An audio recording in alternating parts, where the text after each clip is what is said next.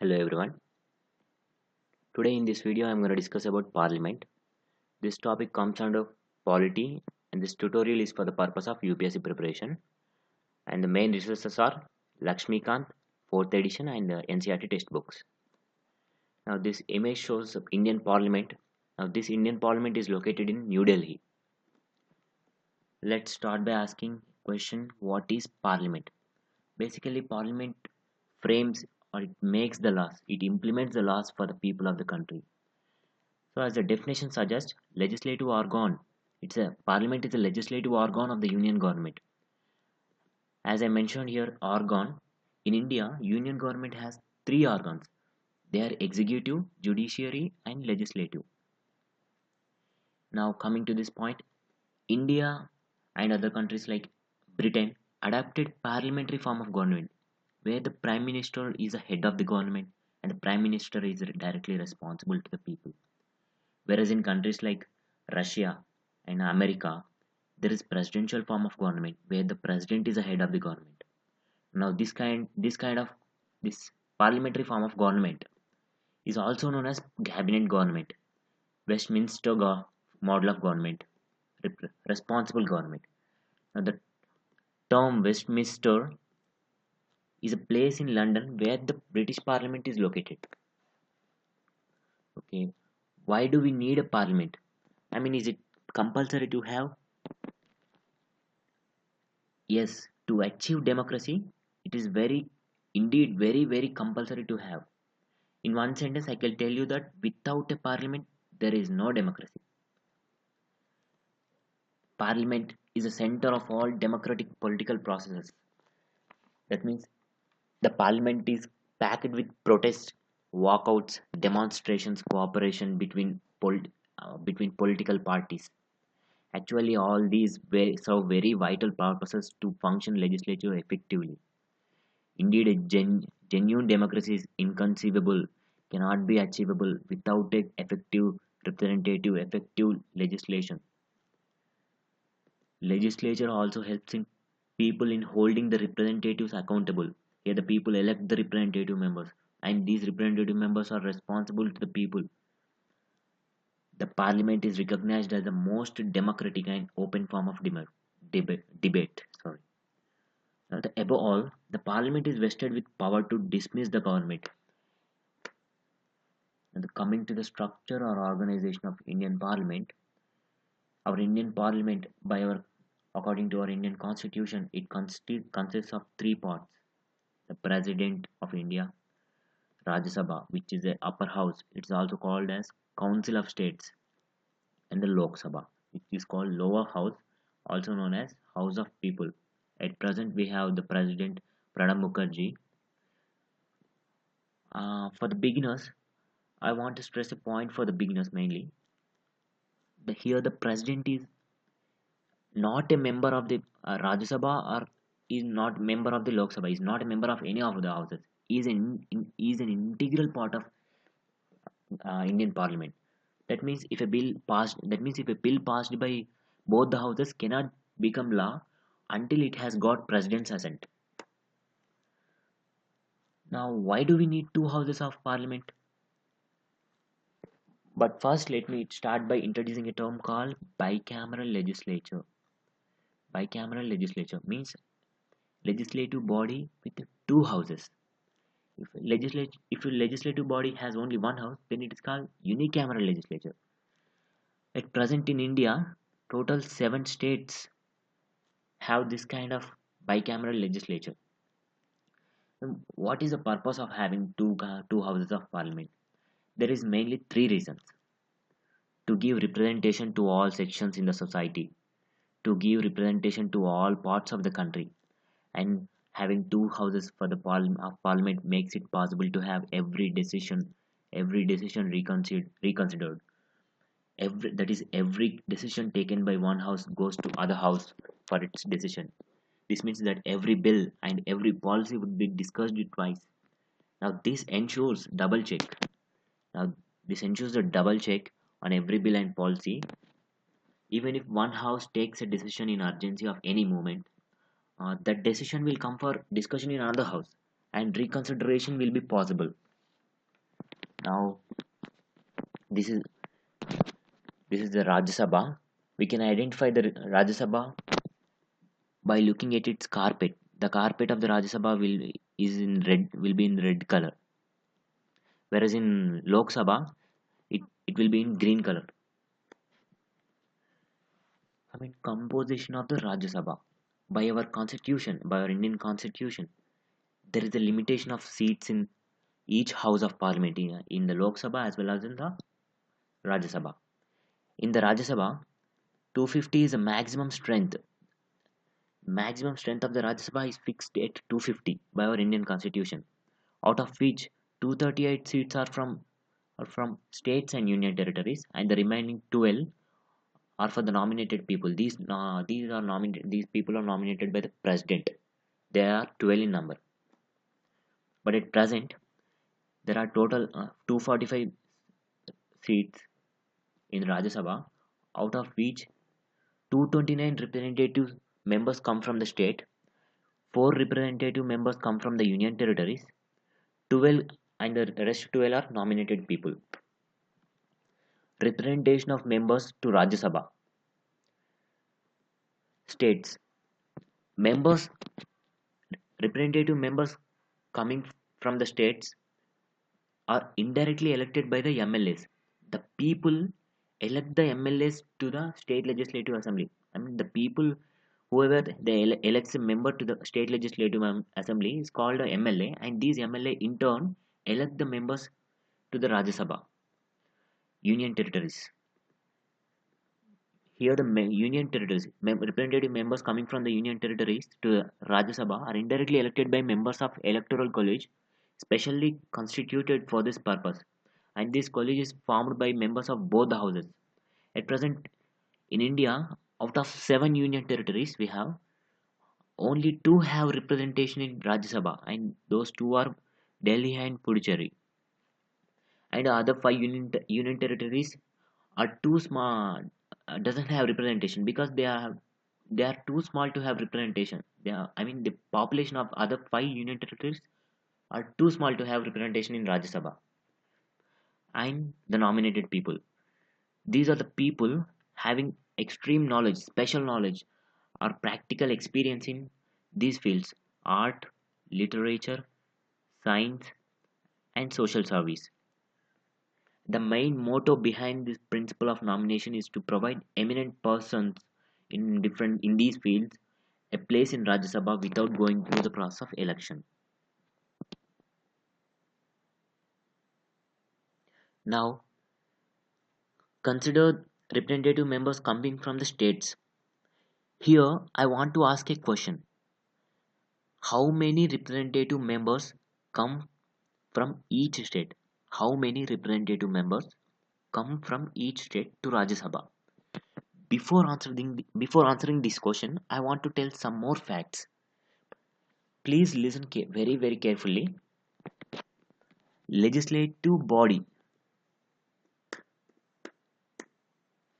The legislative body in India is called as Parliament, but in America, the legislative body is called Congress.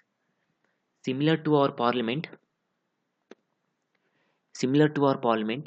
the American legislative body, which is called as Congress, also has 2 houses. The upper house is called Senate and the lower house is called House of Representatives. In India, upper house is called Rajya Sabha. In America, upper house is called Senate. In India, lower house is called Lok Sabha. In America, lower house is called House of Representatives. Unlike in India, where the president is an integral part of legislative body, in America, the president is not an integral part of Congress, that is legislative body of America. As I already told you, India upper house is called Rajya Sabha, and in USA upper house is called Senate. Now the question I asked here: how many representative members come from states to Rajya Sabha? Here we can imagine 2 different principles of representation. Just wait.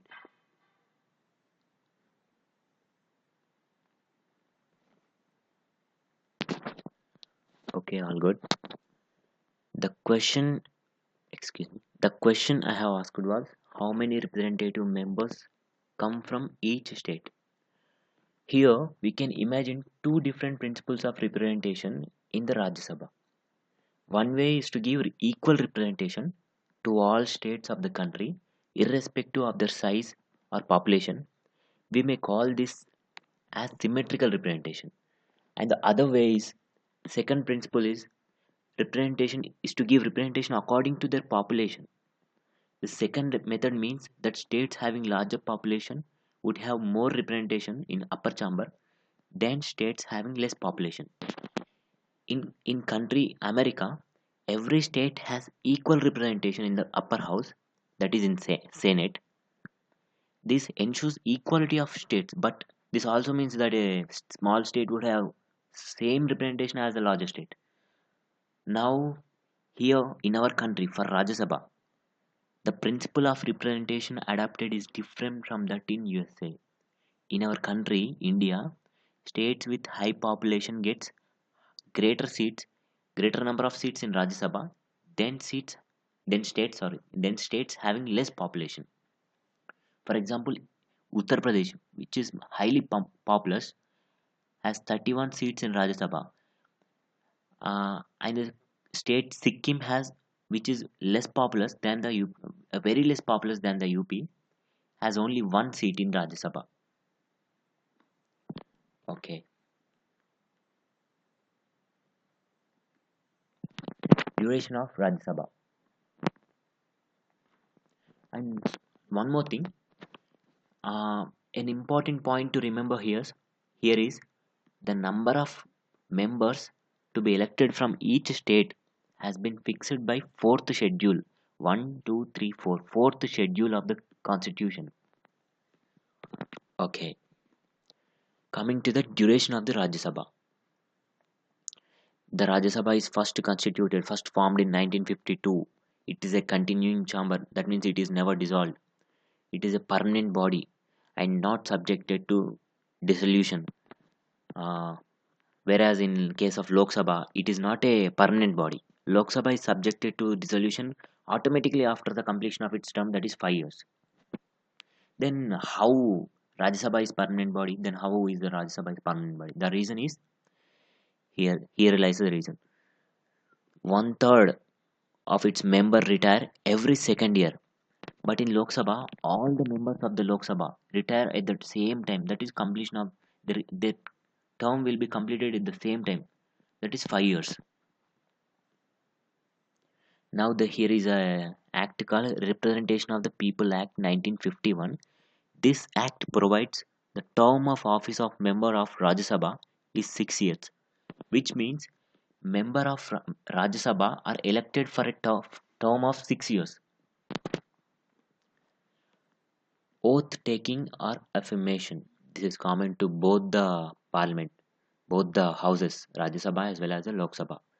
Member of parliament in his or her oath has to swear to bear true faith and allegiance to the Constitution of India, to uphold the sovereignty and integrity of India.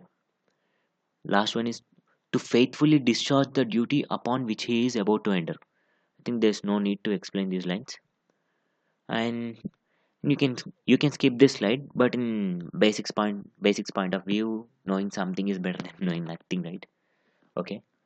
Uh, okay, in some conditions like before taking and subscribing to prescribed oath or affirmation, or when he knows that he is not qualified or he is disqualified for its membership, or when he is prohibited from sitting or voting in the house by virtue of any parliamentary law, that person is liable to a penalty of 500 rupees each day for each day he sits or and votes in the house. Now, presiding officers of the Rajya Sabha. Here we have chairman. Chairman of the Rajya Sabha is vice president of our India, and deputy chairman. Panel of vice chairpersons. This panel consists of 6 members, and this panel is nominated by the chairman. This panel is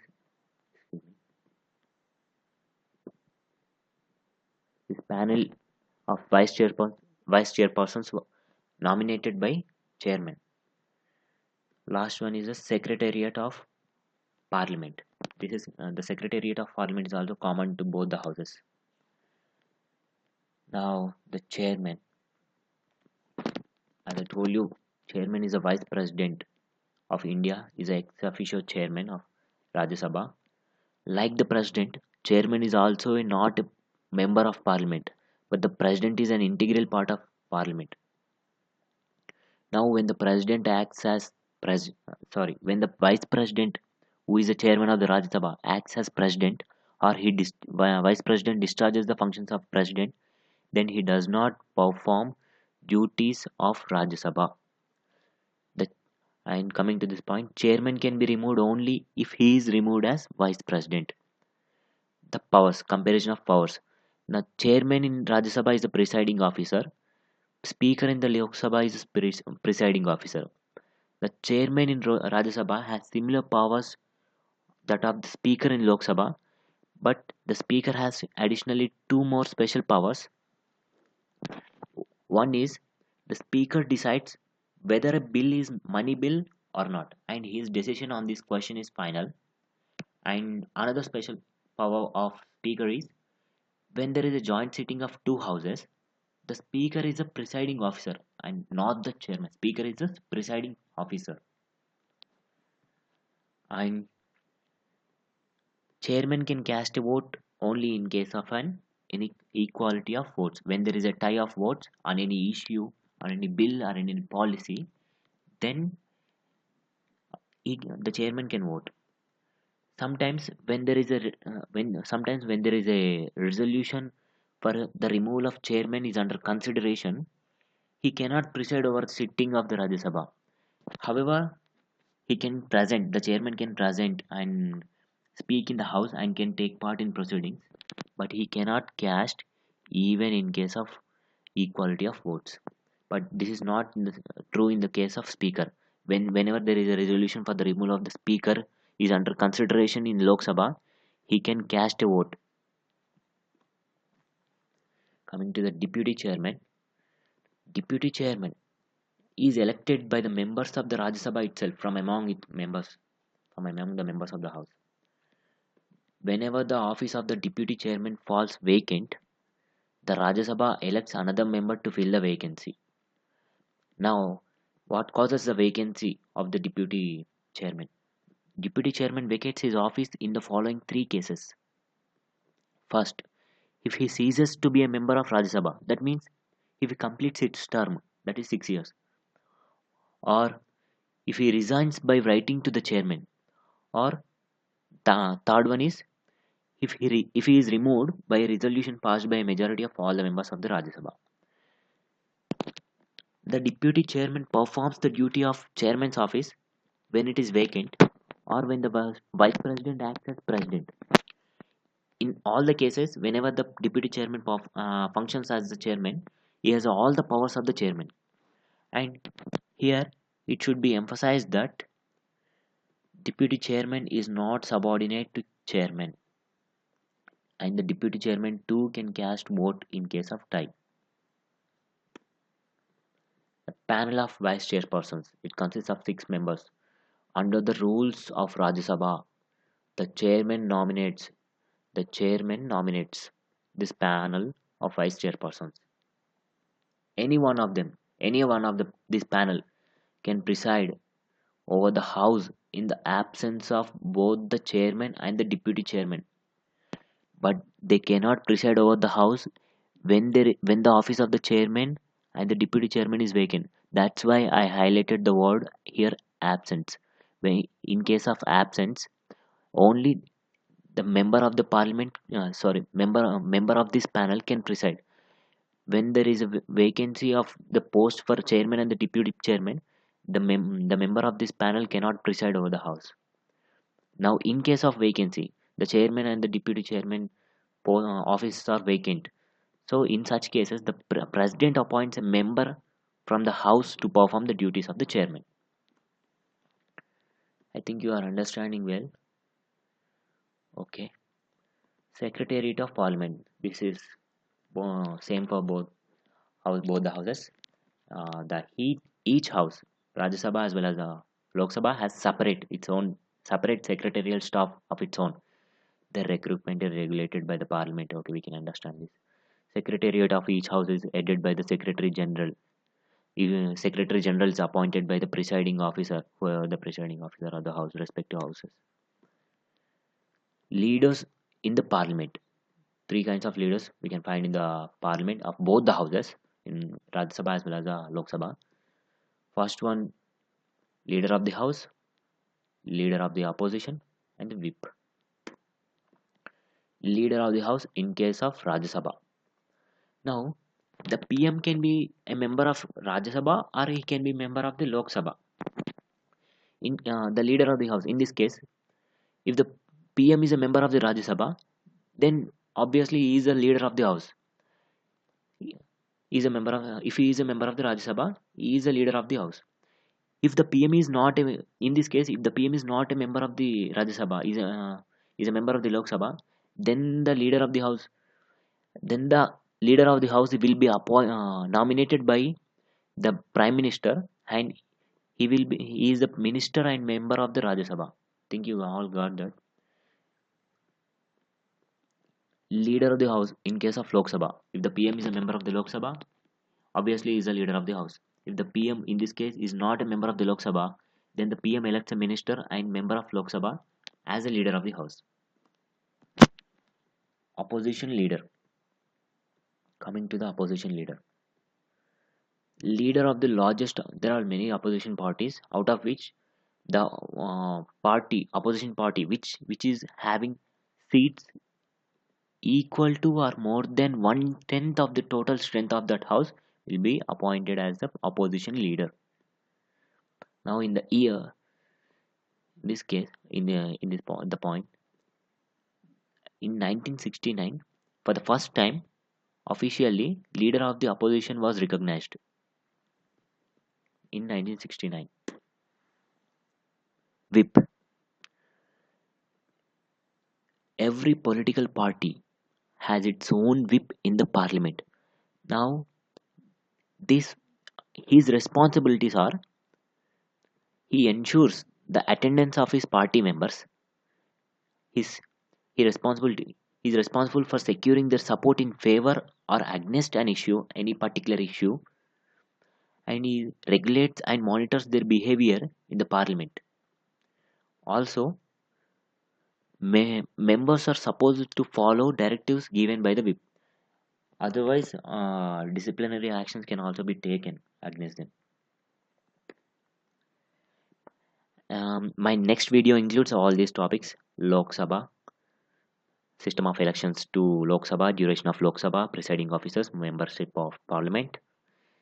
Third video includes sessions of Parliament, legislative procedure in Parliament, joint sitting of two houses, budget in Parliament and budget sessions, financial, like other multifunctional role of Parliament, devices of parliamentary proceedings. A lot of things to learn more for the IAS, mainly for the UPSC. I don't know about other examinations. I am from medical field. I'm an MBBS student. Thanks for watching my video, and don't forget to subscribe. If you please subscribe for more videos. And one more thing, please don't go. Right below in the description of this video, I have put a link to the official Rajya Sabha website. Click on it, okay? And it will redirect you automatically to the frequently asked questions. Please go through them right after watching this video, please, so that you can assess yourself. Thank you for watching this video. Please subscribe. Don't forget to subscribe, please. Again, big thanks for watching. Actually, this is my first video, and I'm going to make this kind of videos on each and every topic from all the subjects of general studies for both prelims and mains. So stay tuned with this channel and make sure you subscribe, and I will upload one video every week for 1 or 2 years, for the coming 1 or 2 years. So guys, after watching this video, please go and study. Don't waste your time. Time is so precious, man.